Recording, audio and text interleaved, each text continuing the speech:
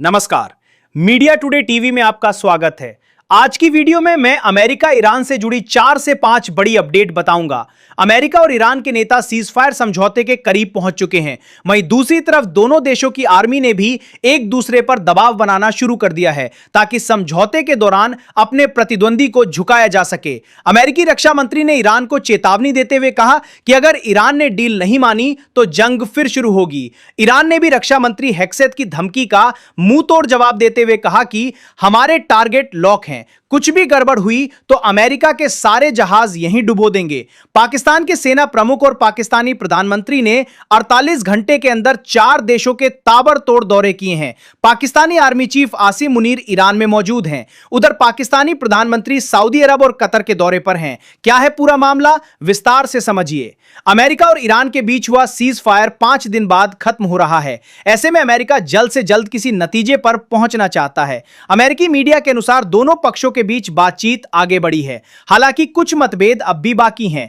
Trump ने अपना message लेकर पाकिस्तानी आर्मी चीफ को ईरान भेजा है। इस बीच तेहरान में विदेश मंत्री अब्बास अरागची और पाकिस्तानी सेना प्रमुख आसिम मुनीर के बीच अहम बैठक हुई है। उसके बाद आसिम मुनीर ने ईरानी संसद के स्पीकर बाकर कालिबाफ से भी मुलाकात की। बताया जा रहा है कि ईरान का संदेश लेकर वे सीधे अमेरिका जा सकते हैं। इसके साथ ही अमेरिकी उपराष्ट्रपति जेडी वेंस, स्टीव विटकॉफ और जैरेड कुशनर के साथ मिलकर बातचीत और ड्राफ्ट प्रस्ताव साझा कर रहे हैं। अधिकारियों के मुताबिक डील के लिए सीज फायर को बढ़ाया जा सकता है, हालांकि अमेरिका ने अभी औपचारिक सहमति नहीं दी है। वहीं दूसरी तरफ पाकिस्तान के प्रधानमंत्री शहबाज शरीफ सऊदी अरब, कतर और तुर्की की आधिकारिक यात्रा पर हैं। पाकिस्तान अमेरिका और ईरान के बीच दूसरे दौर की बातचीत को आगे बढ़ाने के लिए कतर और सऊदी अरब से समर्थन चाहता है। शहबाज पहले सऊदी अरब गए, जहां उन्होंने क्राउन प्रिंस से मुलाकात की। उसके बाद वे कतर पहुंचे और कतर के अमीर शेख तमीम बिन हमाद अल थानी से मुलाकात की। शहबाज शरीफ का यह दौरा पाकिस्तान की कूटनीति का हिस्सा है,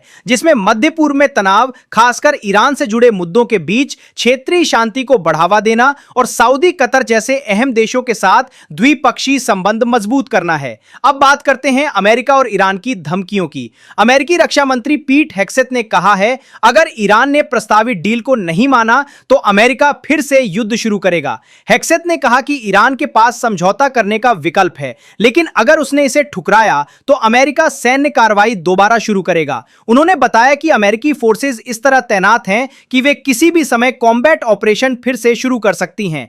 हेक्सेत ने कहा कि ईरान अपनी खोई हुई सैन्य ताकत को दोबारा नहीं पा सकता। उन्होंने कहा कि अमेरिका और ईरान के बीच सैन्य ताकत में बड़ा अंतर है और यह मुकाबला बराबरी का नहीं है। हेक्सेत ने ईरान के सैन्य नेतृत्व को चेतावनी देते हुए कहा, हम आपको देख रहे हैं। उन्होंने कहा कि अमेरिका ईरान की हर गतिविधि पर नजर रख रहा है। हेक्सेत ने दावा किया कि ईरान अब अपने बचे हुए लॉन्चर और मिसाइलें ही निकाल रहा है, लेकिन उसके पास इन्हें दोबारा बनाने की क्षमता नहीं है। उन्होंने कहा कि अमेरिकी सेना लगातार और मजबूत हो रही है और पहले से ज्यादा ताकत के साथ तैयार है। उन्होंने यह भी कहा कि अमेरिकी सेना राष्ट्रपति के आदेश पर किसी भी वक्त कार्रवाई के लिए तैयार है और एक बटन दबते ही ऑपरेशन शुरू किया जा सकता है। अमेरिकी धमकी का जवाब देते हुए ईरान के सर्वोच्च नेता मोजतबा खामनेई के सैन्य सलाहकार मोहसेन रिजाई ने कहा कि ईरान पर किसी भी प्रकार की नौसैनिक नाकाबंदी का प्रयास नाकाम होगा। उन्होंने कहा कि यदि अमेरिकी नौसैनिक संपत्तियों से सीधा खतरा हुआ तो इस्लामी गणराज्य की सेना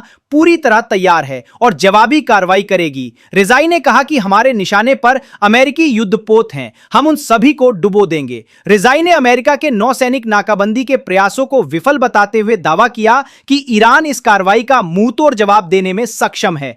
इस खबर में बस इतना ही। अब मिलूंगा अगली खबर के साथ। आपको यह खबर कैसी लगी मुझे कमेंट करके जरूर बताएं।